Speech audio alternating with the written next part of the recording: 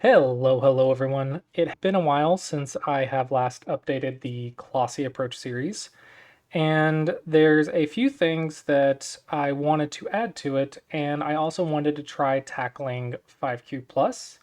So in the past, I stopped at 5Q because I felt that I wasn't sure how to apply the Clossi Approach in a step-by-step manner for 5Q to 1-DON. Even though I could do it myself, it was hard for me to break it down into a way that 5Q to 1-DON could handle. Mostly the reason for that is because 5Q to 1-DON, a lot of it is reading, and it was hard to explain how to see what I see.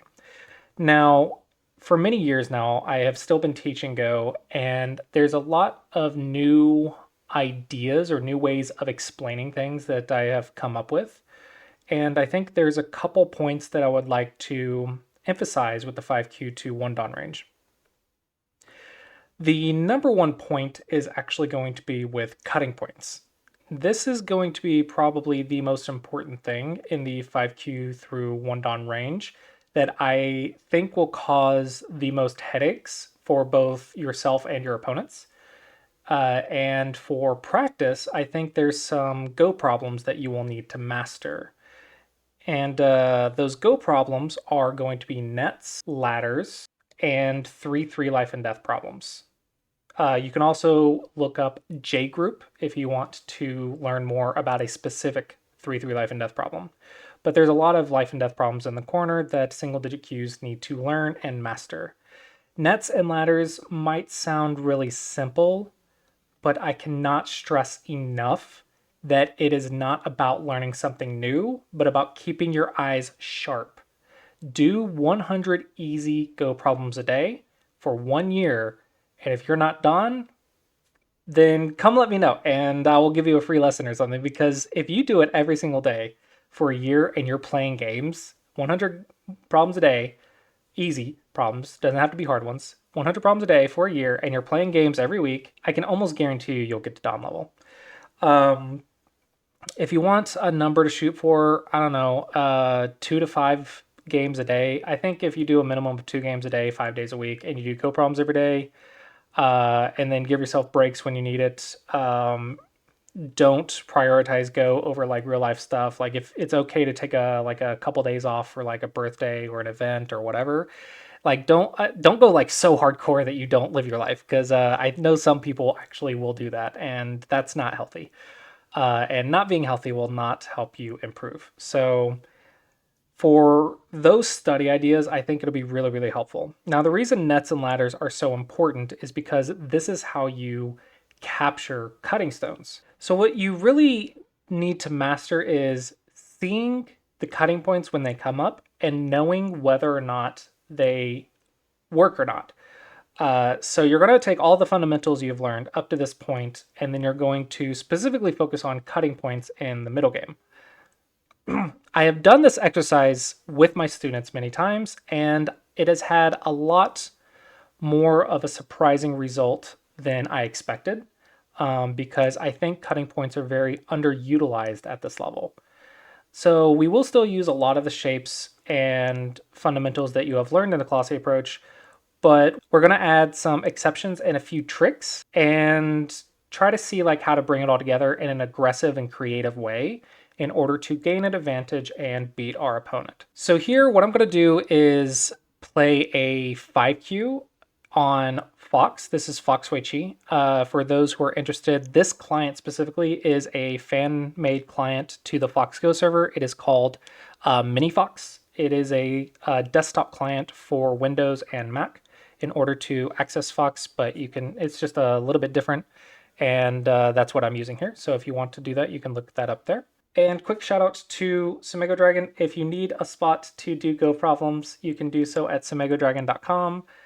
I have been working on building this, and I don't know when you're watching this in the future, but I don't plan to ever stop working on this. This is kind of my passion project, because I think that Go problems in English in the West, outside of like Asia, have not been organized as well as I would like them to. So I organized them in a way that I thought would be very helpful, and that is separating them by category. So like nets, ladders, corners, stuff like that. So by separating them by category, you can work on the specific tactic that you want to work on, and that is why I've created that up above. Additionally, if you would like lessons, I do teach Go for a living. You can find that at seansgogroup.com. Okay, so let's go ahead and jump in. Okay, so we're still going to do our basics for the opening. Going to do some basic Clossi Approach. I'm playing the 3/4s because I think they're reliable, and after AI, a lot of people love 3/3ing and getting influence, but I have found that not many people know how to use the influence properly. So having a very solid style, I have found is very effective against modern players in like 2020 to like 2024 range. I think it's very effective to play old fashioned like game styles from like the 1900s. I think are very effective. But of course, play your own style that you enjoy. So already we have one more open side. So let's just go ahead and get a stone over here. I'm going to approach because I want to be a little bit more aggressive than our casual move. Casual move's perfectly fine, but since we're working on a little bit of aggression, I'm going to go more for an approach. Here, I'm going to go ahead and make my base. I'm going to go high because low on the opponent's side is perfectly fine to settle, but since I'm going for a more aggressive position, I want a little bit more control of the center where the fights will happen. Okay, so touch Nobi is normal, but since we're on the second line, I can Hane. Okay, let's go ahead and Atari in order to take the eye space and then fix our cutting point. This one is connection is better than Tiger's Mouth, unless you need to fix 2 cutting points, which in this case it is 2. But if I go this way, then the combination doesn't work. So I can go here. And if it fixes it, then this is just better shape. Okay, so let's find a cutting point. Here's an easy one right here. We're just going to immediately start looking for cutting points. Okay, and let's play the windmill from the crosscut. And trap them in the corner while blocking my base. Okay, let's check the ladder. It's not a ladder. There's no net, so that cutting point does work. So we're going to fix it. Tiger's Mouth for eye shape. Okay, now let's just surround the corner. Okay, and here we have several choices. I'm going to protect the push and cut by white, but I'm going to protect it in a way that also takes liberties. So I'm between here and here. I think this one's just going to be better. Yeah. Okay, I'm not sure how far a 5 can read, so I'm not going to read it all the way through. I could just solve this, but I'm not going to. I don't want to do impossible things.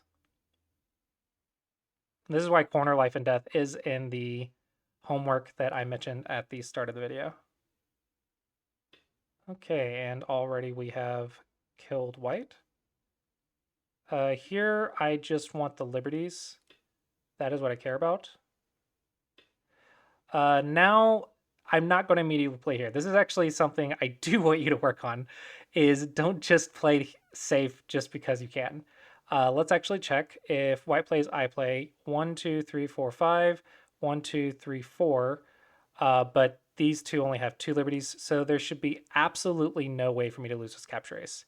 If I struggle solving this, then I would go to 100 capture race problems because I want to Tanuki as much as possible, right? So this is something I really want you to do is push yourself to Tanuki more. And you should do Go problems in order to gain more Tanukis. If you feel uncomfortable, then sure, but read it first. Try to read it first. Don't just instant play. Try to read it first. Okay, so there's no more cutting points. So let's try to pincer something. This one is the only thing. Oh, actually, no, there's no base right here. So let's try to pincer this one. 1 space away is usually okay. If it's a wall, sometimes you'll 2. They ignored, so let's follow it up with an attack. Diagonals are usually strong for surrounding, but since it's so high, I think I'm going to try a knight's move. The shape idea is I'm going to surround the weak group. I've already read that, but of course when they do it, you can want to read it again, just make sure. Okay, and we're just going to chase now, and we're going to be consistent with our direction. Don't get cut, it's very important. Okay. Okay, now we're going to watch our cutting point. So I think here's pretty easy, here's pretty easy. This one's also interesting. I don't think it matters, so I'll go here because it doesn't really matter. I don't want you worrying about which one's the best one. I just want you fixing. Okay, so if I play a knight's move to get ahead, because pushing from behind is not as good as a knight's move, if the cut doesn't work, so I'm going to read, push, there, cut, Atari, there, push, there, Tari, then that's a squeeze, and I fix with the tiger's mouth. There.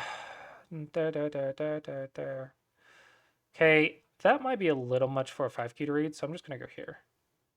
And now I'll make the problem a little bit easier. Okay, this does not threaten to cut me. I'll check just in case. Here, Atari, connect, here, cut. Okay, so that can cut. Here, Tari, connect, here, cut, and that is a ladder that goes to me. So I know that I'm connected thanks to the ladder, and this is why ladders are so useful. However, if they go here, I Atari, and they push, and I take, and there's a cut right here. So I'm going to go ahead and fix. I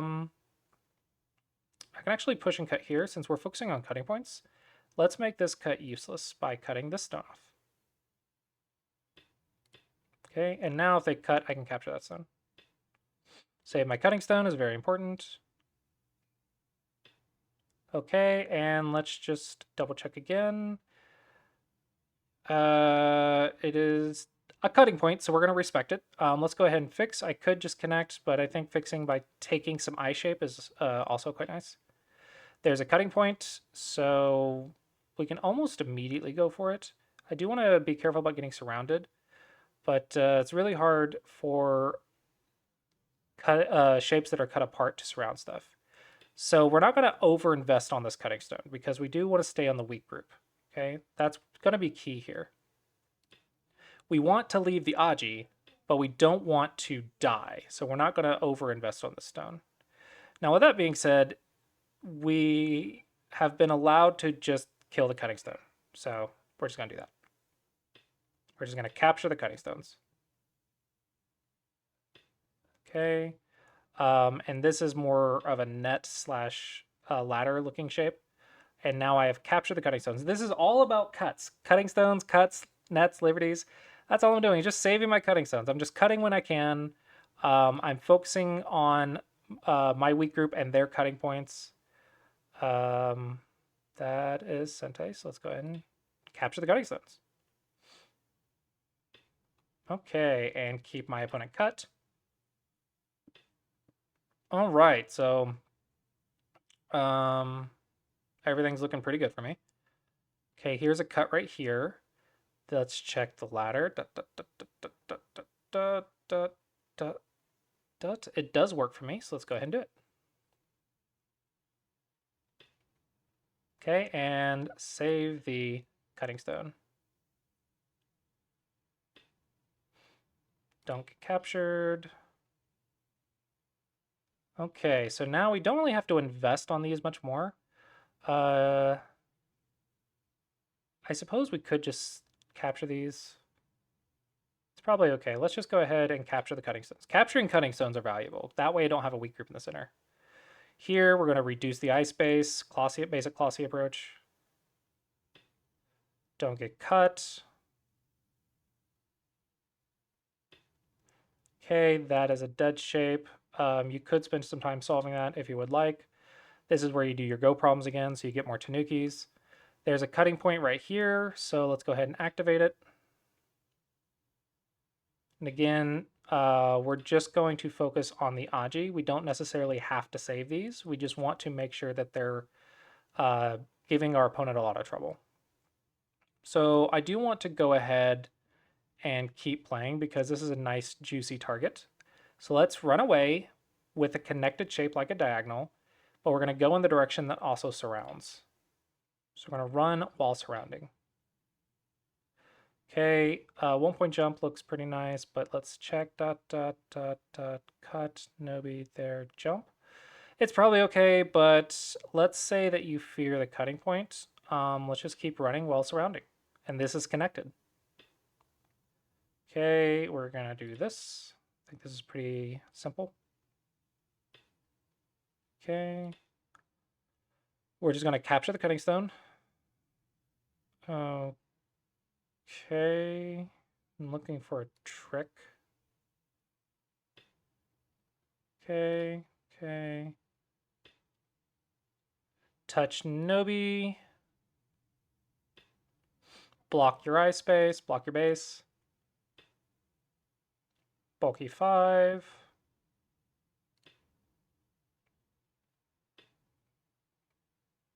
It's dead. Okay, let's go ahead and shut the door on this group. Make sure it dies.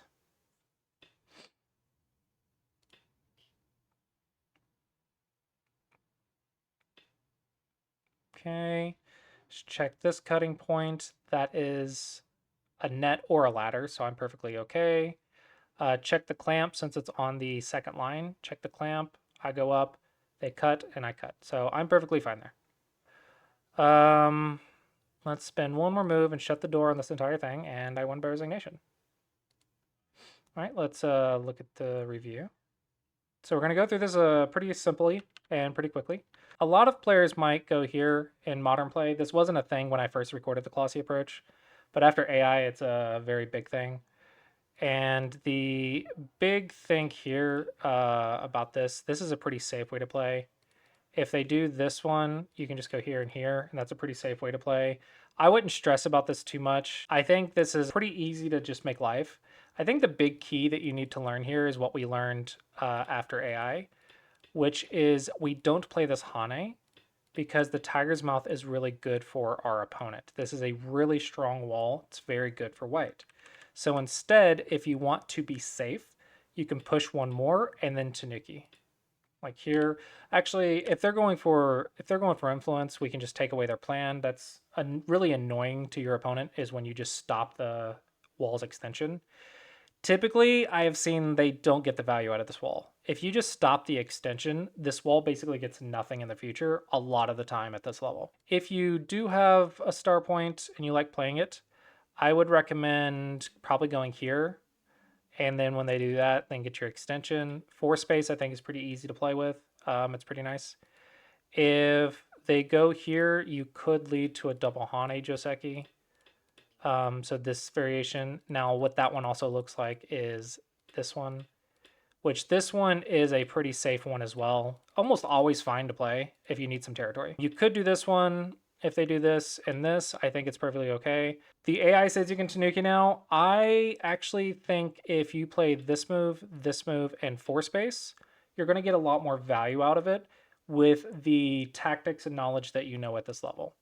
And people will probably give you crap because 8 isn't the AI move. It's not the perfect move, but I think it's really strong at this level. Could do this, but this is for influence and Gote, and your opponent will get that first. So in my opinion, I don't necessarily like 8, but it is playable when you really want the influence. Another way to play it, which can be interesting, is to play this Hane right here.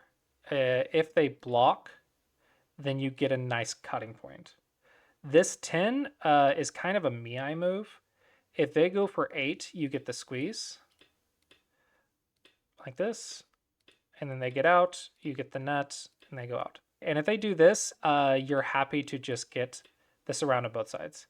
This one is Gote as well, but it's a lot better because you have blocked black on both sides. There's no way for black to get out. So I really like this for white. If you are interested in learning more about 8, I would actually choose to block on this side. This one is pretty interesting because if you do it this way, and then Hane here, if they go here, you can either get the doubles around, which is good for you, or they will go after the 8 stone, which gives you the squeeze. And now your influence is focused on your side of the board. So it's a nice little combination. It's a way to choose the direction the Joseki will end up. I know this is probably a long video, but I want to give you guys as much information as I can. Of course, you could go for the flying knife. please research this. This is like a 30-something move Joseki, and if you screw it up, you can get in a lot of trouble. I would avoid the flying knife, but if you are a big fan of like complicated Josekis, you can research it. If your opponent does it, this is a pretty easy out, just to back off and then Tanuki. If you go here and they go here, you could push once and then activate our cutting point like so. And when they play whatever they play, then you can just let them have it. Let them have it. You get a ladder breaker or whatever. Don't stress too much. If you want to just leave Samaji but still not commit, that's a way to do it. If your opponents do this and attach, I will say there's a very common thing that I see where players go for this number 10 stone. I have really strong feelings about this. I've made this its own video, but if you are not comfortable with this, just make your base, make the base, and Tanuki. Okay, I think that's perfectly reasonable. It's like 1 point loss, but it's super easy to play. Super strong follow up. If they play this one, you get a free peep. Okay, this peep is very nice. The response is here, and then you can Tanuki. And in the future, you will have a nice invasion point. That is the idea. But if they block right here, now their shape's really ugly. So you can still Tanuki, but in the future, or maybe even now, you can start looking for a base. And while you're running away, this entire group gets attacked. So this is really good for white. If you go here for this number 10 stone says I'm focusing more on this center square. So later you're going to be looking more at the center, not the side. I see a lot of players will play this number 10 move and then try to make territory on the left. That is not the point. The point is to attack something in this area.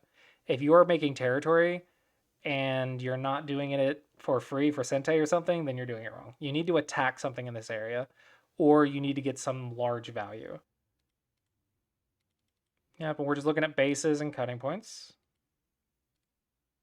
This one, typically you probably wouldn't play this immediately, but I really want to drive home the point of start looking for cutting points. Try to find cutting points everywhere. Like train your eyes to see cutting points. That is a really important thing that a lot of players do not see at this level, is they aren't even seeing the cutting points unless it's really, really obvious. There's a lot of cutting points that go missed at this level, and there's a lot of nets and ladders that go missed as well, like a ton of them. Okay, and so this was a basic life and death problem. So here we could follow it up, but if you want to get stronger, you're about to get to the top 1% of Go players. If you want to get stronger, you need to stop playing passive moves. If you can Tanuki, Tanuki. Push yourself. Get yourself out of your comfort zone. Don't assume. Please read it out. Put in the effort. You're the top 1%. You're trying to get to the top 1% of Go players. You're almost there. Then read it out. Put in the effort. Read out the life and death problem. Okay, it's solvable. It's only a few moves. And if you're struggling with this, that's why you do Go problems, like the one at SemegaDragon.com. This is a capture race. If you struggle with capture races, go to capture races. If you struggle with a 6-space eye, like on the side or corner, go to 6-space eye Go problems. If you struggle with a squeeze to Suji, go find a squeeze to Suji Go problem. Like there's so many categories and there's so many tactics. Now, of course, you could try to learn them all, but if you mess something up in the game, I would just go do that 100 times for practice. If you're a basketball player, you might play a free throw and you'll probably be good at it, but you never stop practicing free throws, right? You never stop practicing nets, ladders, simple life and death. Like you never stop doing that. Your eyes like to be lazy. Your eyes want to not think. You have to read consciously. You have to go one by one. You have to double check for any counters. You have to count the liberties. Literally, you have to count the liberties. And if I Atari and white connects, white has 2 liberties, so I can see the snapback. Even though it's 9 moves long, I actually only have to picture up to 5. And then I can immediately recognize the shape, because if I solve 100 Q problems, then when I read 5 moves and I see the Q problem, I almost instantly know the answer. So you don't have to read out a bulky 5. This same concept applies, you just take it to a higher level. If you know how many liberties a capture race has in 5 moves, then you can read 5 moves and count the liberties and solve the capture race, even if the capture race is 10 or 15 moves long. A lot of times that's all you need. So reading's a lot easier than you might think, as long as you are putting in the effort. Do be cautious about Knight's moves. I see this a lot. I did it in this game because I think it's the right idea to put max pressure, but a lot of the times once space jumps are perfectly fine. And I want to emphasize this because attacking with a cutting point is a good way for your opponent to counterattack because they're going to use your cutting points to try to survive. Try to attack with 1-point jumps and diagonals when possible, as long as it's still doing the job of surrounding your opponent. Because you don't need a perfect attack, you just need profit. This is something I have found myself saying quite often lately. Go is not a territory game. I'm not sure if I said this in the series or not, but Go is an exchange rate game, not a territory game. It is not the first person to 100 points. It is having more than your opponent. Okay. The comparison I think you can think about is income versus debt. It doesn't matter how much income you have if your debt is just as high, right? You can make $100,000 a year, but if you have $100,000 of expenses, you're making zero profit. It would be better to make $50,000 a year and have $30,000 of expenses and have $20,000 a year in profit of savings and stuff. Like $20,000 a year in just savings and pure profit is a lot. In Go, it's a very similar concept. Certain things will make territory, but certain things will make profit, right? So a common example of this, I see players play this because they want territory. What you want is an extension. Now in this case, it would be nice because this is also a pincer, but a lot of the times players are scared to play this move because your opponent will go in. That's exactly what you want to happen. This is the best scenario for you because you want to attack something. Attacking is how you want to go. Attacking is the most positive exchange rate you can do in Go.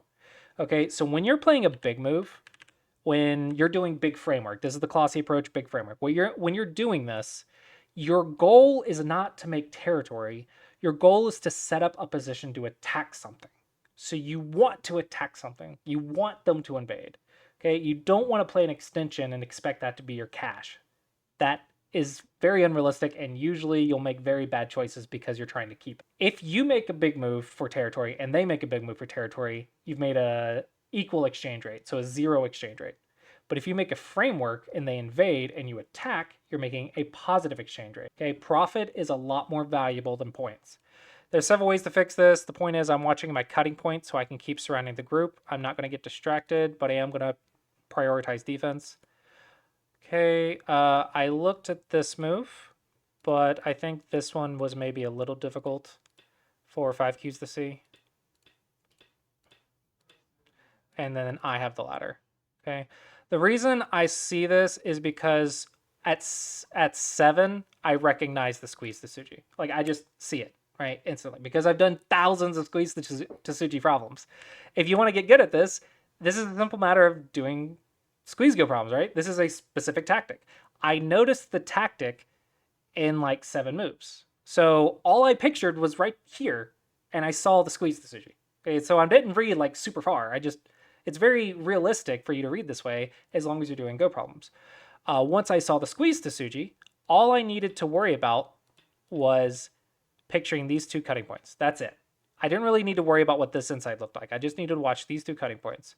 So there's a white stone right here, so immediately my first thought is fix this one, right? And then the next one is I just have to look for the ladder, which I immediately know goes to my Shamari, so I just need to check that the liberties here didn't get filled in the variation.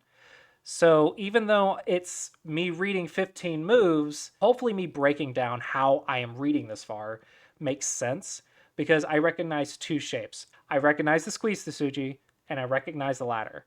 The ladder, players are like, oh, there's a cutting point. But if you're doing your 20Q go problems, then you can recognize that it is a ladder shape 14 moves before it happens, and you'll see, oh, it's a ladder. But if you only can picture up to here, and you're like, oh, I get cut, then you're going to think you're cut and can't play this way.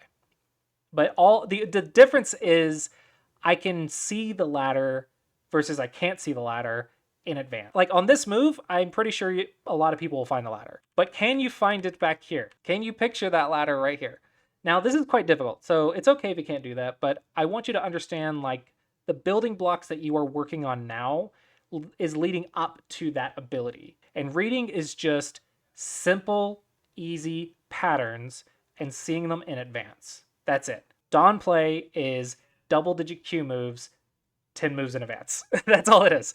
We're just reading double digit Q shapes. We're just doing it 10 moves before it happens. I could just keep going. This is also fine. But I did check this cutting point. If I go on this side, there's a cut. Don't want to do that. Go here, it's a cut. And then I checked this side, check both sides of the Atari. I see a lot of my students Atari one side, say it doesn't work. Gotta check both sides. And then here, and then bop, bop, bop, net. So I'm like, okay, let's pretend that this is scary looking. So I just fixed, I could have just fixed. It's okay, just don't get cut. You're still the attacker. You're attacking with a connected shape. I played a tiger's mouth to be a little bit more aggressive against the eye shape. 1 point jumps lead to tiger's mouths lead to pinocchis. So peeping the 1 point jump is a great way to poke out eye shape, but don't peep just because there's a peep. A lot of Sente moves are actually bad. The Sente moves are Aji Keshi, which means you're removing Aji, you're removing potential weakness. It's only good if it helps you do your job better. So typically I could just run away right here. I think this is pretty reasonable up to this level because you're running away. You're also attacking these 3 stones. But I think it's time to like push yourself a little bit. So this is where we get into the very dangerous line of defending as late as possible, right? So if I play here and they play here and I play here, let's say, and then they surround me, let's assume that cutting stone wasn't capturable. I have to read this capture race. Now, a cool trick is, let's imagine a straight line, right? Oh, crap. Let's imagine a straight line. Check any forcing moves. All right, so check forcing moves. And now let's just count liberties. Okay, 1, 2, 3, 4, 5, 6, 7, 8. All right, so for black, 1, 2, 3, 4, 5, 6, 7, 8. Okay, who got to play first? It is my turn at this point. Actually, no. When white plays, white should take a liberty. Okay, so now it'd be 7 to 8, so it's a little dangerous. If I saw it was that close, then probably I wouldn't go for it. I could look for liberty extending to Sujis and stuff, or I could look for eye shape to like make it eye versus no eye. I think that's beyond this level, so I want you pushing yourself, but don't be like insane. Still, like, don't die. Don't die is like the highest priority of the Clossi approach. So you're increasing the risk, but you're still keeping it within manageable levels. You're not going to just die, right? If you're dying, you're doing it wrong. It means you've overstepped. You need to back up and play defense first. So here I do increase the risk a little bit, and this is because I was pretty confident in the Ataris and the capture race. Since I have this escape route and white is not super connected right here, I can go for the little bit of risk. If it's a little much, then just don't do it, right? Just go here. But check. Check the cut. Don't just fix because you're too lazy to read the cutting point. Like, oh, I'm attacking with a weak group. Well, are you though? Like, if you're capturing the cutting stone, then you're not a weak group, right? So always, always, always check these cutting points, right? Just always check. And even here, I think when I was here, I was expecting white to play this move. Even here, I don't think I would be too stressed about these 3 stones. I think at this point, I would just run away. These 3 stones, I can sacrifice and squeeze if I need to, because this is the group. Okay, all I'm doing is leaving my cutting stones as Aji. I'm going to try to save the cutting stones if at all possible, but I'm not going to prioritize my cutting stones over the group because it's still defense first. With that being said, it is very nice to have your cutting stones have at least 3 liberties. If they have 2 liberties, it is a lot easier for your opponent to handle the cut Aji. So I usually recommend leaving your cutting stones at least 3 liberties or more before you leave them alone. You can keep saving your cutting stones. I think it's pretty nice most of the time. Like almost always saving the cutting stones is good. But if you need to prioritize something, see if you can leave 3 liberties and then do whatever your priority is. Okay, so here, this is something I think a lot of people would mess up. They're like, oh, the ladder goes to my stones. So they would go like over here. But go one more. I think a lot of players would read right here and then be done. This is going to be Don level reading. I've seen 2 Qs messed up like this up. Also, how many of you recognize the net? It's amazing how many times players will read what the normal shape looks like, but they don't read anything else. They don't notice the net. they don't notice the ladder. There's so many times that this type of stuff happens, and it sounds easy, but it's really hard to make your eyes constantly see it, like always see it no matter what. You have to do simple, easy go problems hundreds and hundreds of times. Okay, we're checking this cutting point.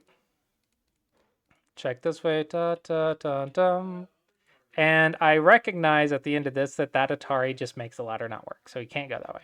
The only other thing I have to recognize is the net.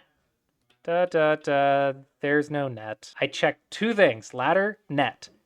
So neither one works, so I cut. Whether this cut is good or not right now doesn't really matter, since you need to learn how to see cuts before you worry about when to do them. So if the cut is possible and you're not going to die with the cutting stone, just do it. It works out quite a lot at this level. You need to master this, seeing this every single time, and then as you get stronger, you can worry about when not to do it, but it's almost always fine. Just cutting your opponent's usually good. Another idea is when they play a 3-space, don't be afraid to just do this. Giving them a headache is really nice. A lot of the times, even if you do nothing, a lot of the times you'll get a free move out of it. Even if they try to like super kill this, a lot of times you get a free move. And in rare cases, you'll get 2 free moves out of it. Because your opponent will just panic trying to deal with this, and they're the ones that play the 3-space jump. There is a lot of Aji that can happen from this as well that you can use. You don't have to super invest on this number 1 stone, but if a fight in the center happens, sometimes a stone right here helps, or sometimes these Ataris help, or sometimes just keeping your opponent cut helps, right? There's a lot of ways to use this stone. Just realize that this stone is a lot of Aji, and use Aji to break a position, break an area.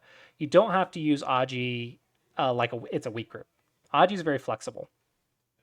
Okay, so a lot of times 3-space jump, just throw a stone in, and then decide if you want to continue or not. You can just leave it there. This is so annoying to your opponent. Even if you just leave it there, it's going to be annoying to them. But you could also follow it up. Maybe go here, here. Are you going to connect? Okay. Remember, all I cared about was Aji. That's just Aji to me. That's not a group. That's just Aji. Look at this. So a lot of the times it's just really annoying to your opponent. Okay, I just following through with your attacks. Maybe this wasn't that big, but I want you to build the habit of following through with your attack if your opponent ignores. Okay, so if you activate your cutting stone and your opponent tanukis, check your cutting points in your base. Make sure you're okay. But as long as you're okay, I want you to follow up your attack. A lot of times at this level, your opponent will ignore and you'll follow because you'll get distracted at whatever your opponent thought about. And your opponent did it, so it must be good. No, your opponent plays Gote moves all the time. But you're so ingrained to respond to whatever their plan is that you'll just follow them around the board and you won't even realize that you're doing it. So if your opponent ignores, when you're cutting them and your opponent ignores, remember it's a 2 steps. Make sure you're not going to die or fall apart anywhere with cuts and bases. Then follow up your attack. Right? So I want you to build that habit. It's very, very important. Okay, just activating cutting points. I think this is perfectly fine. If my opponent had gone, let's say, something over here or whatever, I think what I would do is try to get the code to make it a headache, and then I might try to save the cutting stones. So make it a headache and then save the cutting stones. I could just do this as well. In some cases, it will be too heavy to save them, so you just leave it as Aji. It's kind of like the 3-space, you just leave it as Aji. Because if it becomes too heavy to save, then just don't save it. Just don't invest. As long as it has 3 liberties, the Aji's there. You don't have to invest. 2 stones is not that expensive. What is nice is if you need to play in this area, that is now Aji. A lot of times, threatening to save them can be a very powerful move. The threat can be powerful as well. Just having the Aji there is very helpful. A lot of times, though, it will be save the cutting stones. Like in this game, it was definitely save the cutting stones. And most of the time, it will be. But if you find your cutting stones are going to get you in a too deep of a situation, it's okay to sacrifice them as long as you read it out and you know that, hey, this is too dangerous. Then just leave it as Aji. Just try to have 3 liberties, leave it as Aji. Don't pick the move that you'll die with. It's that easy. If you play it and you read and you're like, hey, this is risky, then don't do it. It's really, really easy to not die if you look before you jump off a cliff. Don't jump off a cliff if there's nothing there to catch you, right? If there's no net, then you're going to die. So make sure that you're looking before you jump off cliffs. You're looking before you play cuttable shapes. This is so important. I cannot stress how important it is. Just read it before you play. Doing that and being disciplined with it is most of what you are lacking, probably. Okay, this is bulky 5. You don't have to read 10 moves here because we just know it. It's bulky 5. And it's kind of the same thing with other shapes. A lot of players will think Dons are reading so far, but really, we just recognize patterns very quickly. Okay, and I followed through my attack. I didn't get distracted with whatever my opponent was doing and start playing right here. I'm following through my attack. Build that habit. Once you have that habit, and you're consistent with it, then you can start looking for exceptions. All right, so with that, don't forget to check out if you want to support what I do. You can sign up at omegadragon.com or get lessons at seansgogroup.com. Hopefully you guys enjoyed, and I will see you guys next time.